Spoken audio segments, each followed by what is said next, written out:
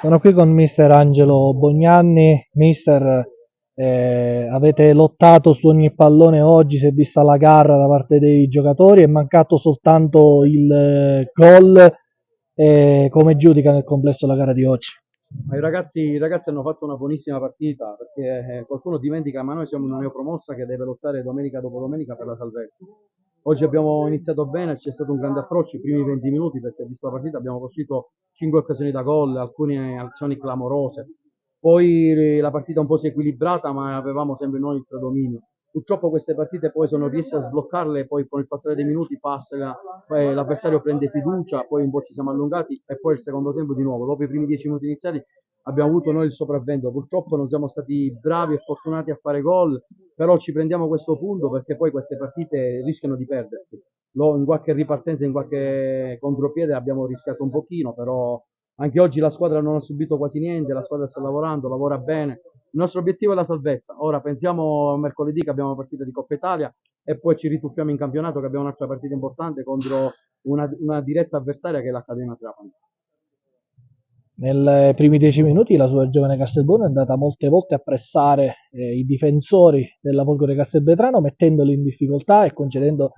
La Folgore ha dovuto concedere delle punizioni anche da distanze notevoli. Crede che il pressing sia una miscela importante in questo gioco? Il pressing è un elemento fondamentale, come è fondamentale soprattutto l'equilibrio. I ragazzi lavorano tanto, sanno come muoverci nella fase di non possesso, sanno come muoverci nella fase di possesso, riusciamo a lavorare bene nelle transizioni, quindi diciamo che stiamo lavorando, sappiamo che abbiamo ragazzi che hanno voglia di lavorare, voglia di mettersi in mostra, quindi la pressione e il pressing corrispettivo poi, se viene fatto bene, mette in difficoltà qualsiasi tipo di avversario. Anche oggi, i primi 15-20 minuti, abbiamo portato un pressing asfissiante, abbiamo costruito 3-4 occasioni da gol nitide. Poi purtroppo se queste partite non li sblocchi, come ho detto poco fa, rischi poi anche di perderle. Quindi ci prendiamo questo punto, sappiamo che dobbiamo salvarci perché siamo una neopromossa. Quindi lottiamo partita dopo partita e pensiamo subito a mercoledì. Proprio per mercoledì, come approccerà la squadra in questa gara contro il Casteldaccia?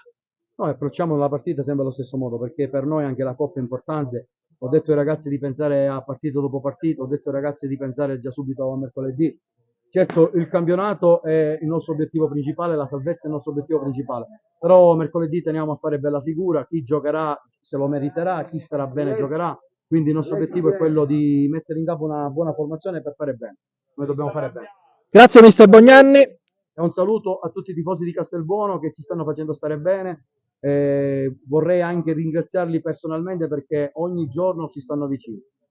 Sono qui con Federico Arenoso, sei stato il migliore in campo, hai lottato su ogni pallone come un vero e proprio cinghiale per definirti Castelbuonese Doc. Voglio chiederti una cosa, da dove nasce quel missile dalla distanza nel primo tempo? Ciao a tutti, Peppe, ti ringrazio per quello che hai detto. Niente, quel lancio, quel missile che hai detto tu è perché io voglio vincere sempre, ogni partita, ogni domenica voglio vincere, portare i punti a casa, come tutti noi che siamo qua. Siamo una squadra, un gruppo fortissimo, stiamo lavorando per crescere, per migliorare sempre.